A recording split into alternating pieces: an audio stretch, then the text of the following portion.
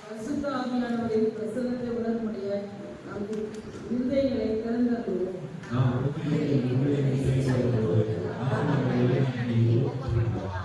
வயது மற்றும் அனுபவத்தின் பன்முகத்தன்மை நம் மத்தியில் இருப்பதாக. ஏனெனில் கிறிஸ்துவின் சரீரத்தின் பிரிவினைகள் இல்லை. எனவே சிறியோரும் பெரியோருமாக அனைவரும் சேர்ந்து ஆராதிப்போம். ஏனெனில் நமது ஒற்றுமையில் பலத்தை காண்கிறோம். நமது சத்தத்தை உயர்த்தி பாடுவோம். நமது கரங்களை உயர்த்தி சேவிப்போம்.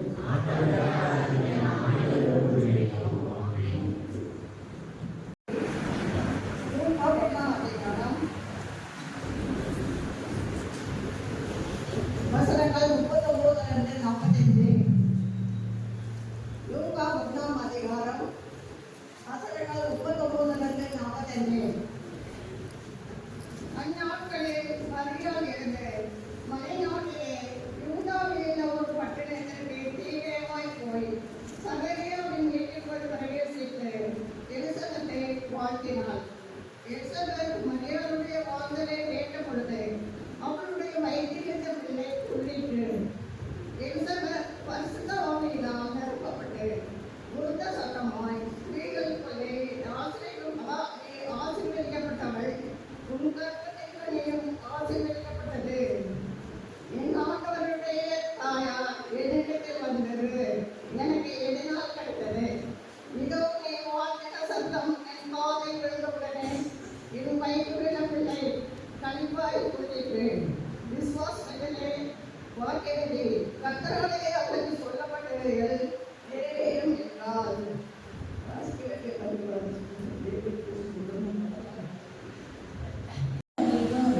எங்கள் பயணத்தை செலுத்தி முடித்த ஒவ்வொருவரும் தங்களின் தனித்துவமான வளங்களையும் அனுபவங்களையும் உண்டாக்கங்களையும் அளித்து பெண்களின் மாறுபட்ட கருத்துக்களுக்காக நாங்கள் நன்றி செலுத்துகிறோம்.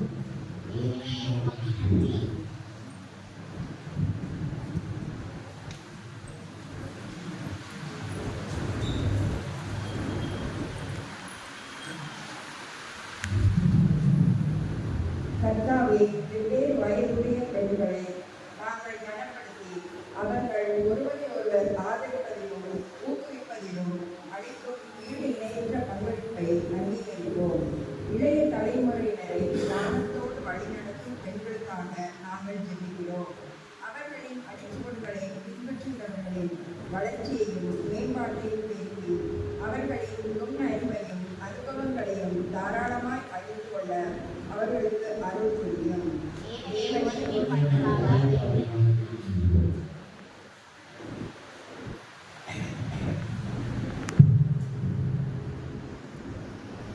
எங்கள் சமூகத்திற்கு ஆற்றலையும் உற்சாகத்தையும் புதிய முன்னோக்குகளையும் அளிக்கும் இளம் பெண்களை நாங்கள் நடத்துகிறோம். வயதில் பெரியவர்களுடைய ஆலோசனையின் மதிப்பை உணர்ந்து அவர்களிடமிருந்து ஞானத்தையும் வழிபாடுகளையும் பெற அவர்களுக்கு மனத்தாழ்மையை தாரும். அவர்கள் வாழ்க்கை பயணத்தை தொடரும் போது வயது முதிர்ந்த பெண்களின் அனுபவங்கள் அறிவுரைகள் ஏற்றுக்கொண்டு அவர்களின் முதிர்ச்சியும் ஞானமும் வளர முதிர்மை புரிவாயாக.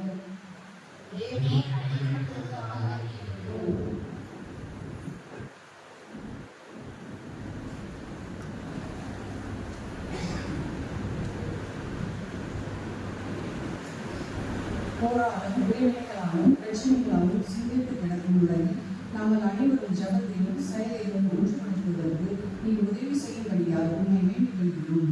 இதனால் நாங்கள் ஒவ்வொருவருக்கு இடையிலும் அமைதியை உருவாக்கி ஆதரவாகவும் ஒற்றுமையாகவும் இருக்க அருள் புரியும்படியாக ஆண்டவரும் இரட்சகருமாகிய இயேசு கிறிஸ்துவின் நாமத்தினாலே வேண்டிக் கொள்கிறோம்.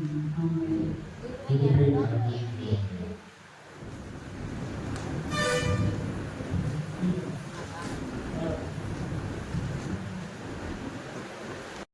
நன்றி சொல்லி இதயத்தோடு இன்றைய சம்பவத்திலே நாங்கள் கூடி கொண்டிருக்கிறோம்.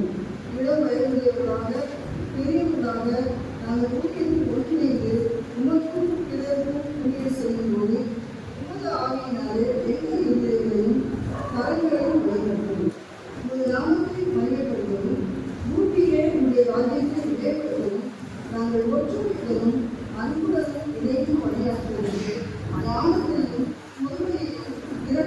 எங்களுக்கு தாரும். ஆமென். நம்முடைய பாவங்களை நாம் அறிக்கை செய்வோமாக.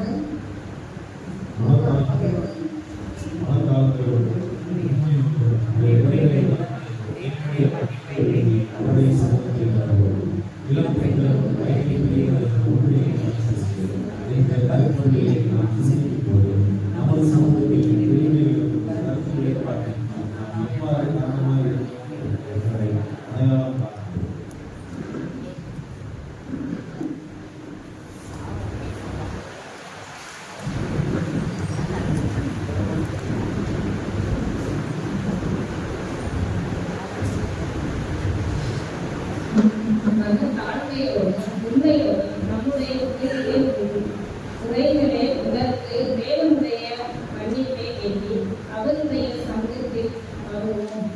இளம் பெண்களும் வயதில் பெரியவர்களும் ஒன்றிணைந்து பணிகள் செய்தல் என்று கவலைப்படுகிறார். நாம் சிந்திக்கும் போது நமது சங்கத்தில் பிரிவினைக்கும் கருத்து வேறுபாட்டிற்கும் நாம் எவ்வாறு காரணமாக இருக்கிறோம் என்பதை அடையாளம் காண்கிறோம்.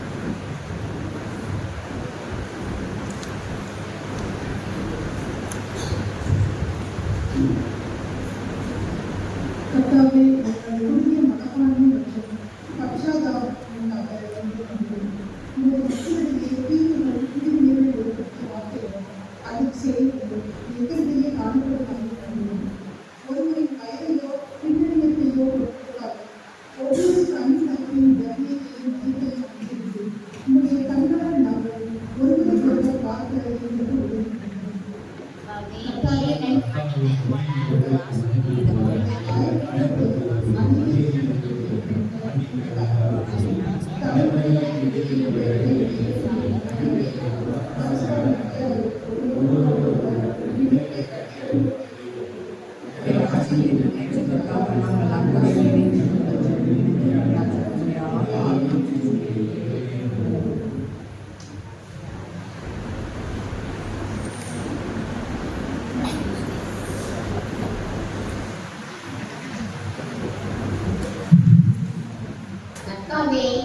எங்கள் ஜெபத்தை கேளும்.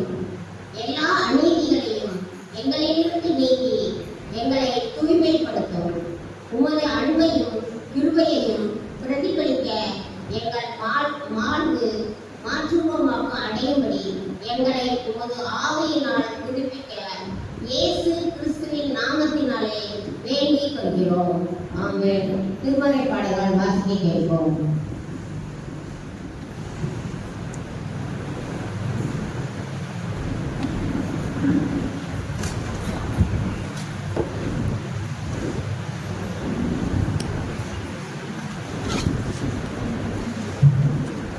வாசிக்க வேண்டிய முதலாம் வேத பாடம் நீதிமொழிகள் 31ஆம் அதிகாரம் 10 31 வசனம் வரை. நீதிமொழிகள் 31ஆம் அதிகாரம் 10 31 வரை. குணசாலியான ஸ்திரியை கண்டுபிடிப்பவன் யார்? அவளுடைய விலை முத்துக்களை பார்த்தும் உயர்ந்தது. அவள் புருஷனுடைய இருதயம் அவளை நம்பும். அவன் சம்பத்து குறையாது. அவள் உயிரோடு இருக்கிற நாளெல்லாம் அவனுக்கு தீமை அல்ல, நன்மையே செய்கிறார். ஆடு மயிலையும் சாணலையும் தேடி தன் கைகளினால் உற்சாகத்தோட வேலை செய்கிறார். அவள் வியாபாரம் கப்பல்களை போல் இருக்கிறார். தூரத்தில் இருந்து தன் ஆகாரத்தை கொண்டு வருகிறார். இருட்டோட எழுந்து தன் வீட்டாருக்கு ஆகாரம் கொடுத்து தன் வேலைக்காரர்களுக்கு படி அழைக்கிறார். ஒரு வயலை விசாரித்து அதை வாங்குகிறார். தன் கைகளின் சம்பாத்தியத்தினால் திராட்சை தோட்டத்தை நாட்டுகிறார். தன்னை வெள்ளத்தால் இடைக்கட்டி கொண்டு தன் கைகளை பலப்படுத்துகிறார். தன் வியாபாரம் பிரயோஜனம் உள்ளதென்று அறிந்திருக்கிறார். இரவிலே அவள் விளக்கு அணையாது இருக்கும். தன் படிக்கிறாள். அவள் விரல்களில் கதிரை பிடிக்கும். சிறுமையானவர்களுக்கு தன் கையை திறந்து ஏழைகளுக்கு தன் கரங்களை நீட்டுகிறார். தன் வீட்டார் அனைவருக்கும் 2 குரல் விதித்திருக்கிறார். தன் வீட்டாரின் நிமித்தம் உயிருக்கு பயப்படுறார். ரத்தின கப்பலங்களை கணக்கு உண்டு பண்ணுகிறார். மெல்லிய புடவையும் ரத்தாம்பரமும் அவள் உடுக்கும். அவள் தேசத்து மூப்பர்களோட நியாயஸ்தலங்களில் உட்கார்ந்து இருக்கையில் பேர் பெற்றவனாய் இருக்கிறார். மெல்லிய புடவைகளை உண்டு பண்ணி இருக்கிறார். கச்சைகளை வர்த்தகரிடத்தில் ஒப்புவிக்கிறார். அவள் உடை வளமும் அலங்காரமாய் இருக்கிறது. வருங்காலத்தை பற்றியும் மகிழ்கிறார். தன் வாயை ஞான விளக்காய் கிடைக்கிறார். தயவுள்ள போதகம் அவள் நாவின் மேல் இருக்கிறது. அவள் சோம்பலில் அப்பத்தை ருசியாமல் தன் வீட்டு காரியம் எப்படி நடக்கிறது என்று கண்ணோக்கமாய் இருக்கிறார். அவள் பிள்ளைகள் எழுதி அவளை பாக்கியவதி என்றார்கள். அவள் புருஷனும் அவளை பார்த்து